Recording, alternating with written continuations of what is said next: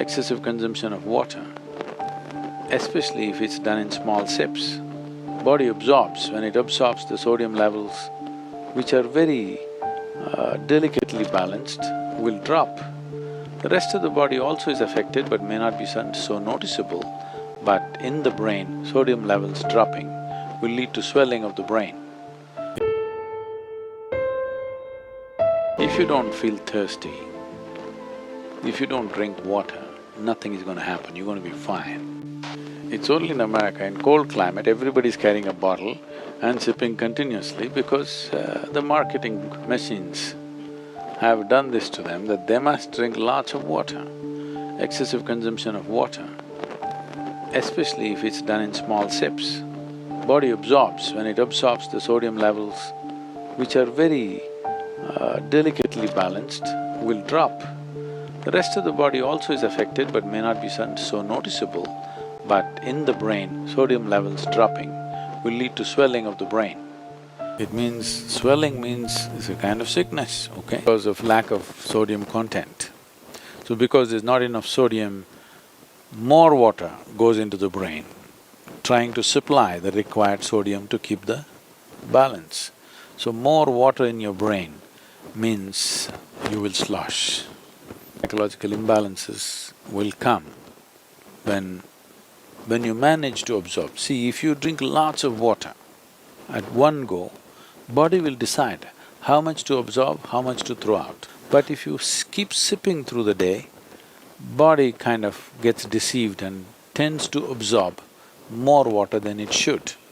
But let's say right now you drink 2 liters of water, all of it is not going to go into the system. What is needed, it'll take, rest of it will be shunted out. Not consuming water and being out there is very much a possibility. Nobody need to drink water simply because you think it's a good thing to do. When you feel thirsty, you must drink water just to ensure you're drinking enough. Drink 10% more than what you actually need, a couple of cups more, just to ensure that you don't drink less. If you're not the kind who is carrying a water bottle with you every minute of the day, then it's good to drink little extra water so that when the need comes, you have a certain amount of time before you can drink, that it is not an emergency. At the same time, when you need water, when you're thirsty, if you don't drink, it'll cause damage to the system. I would say if everybody consumes good water in sufficient quantity, 50% of the heart attacks in the world would come down. The damage to the heart is immense when the water that is needed is not there in the system. But when I say water, it is not just about drinking liquid water, you must eat high water content foods. If you eat a fruit, it's nearly 90% water. Vegetables and other things are over 70% water. Minimum 70% water content must be there in the food that you eat. So, very low water content food you eat and it goes and gets stuck in your… like concrete, it sits in your stomach. Now you drink water, that's not going to help.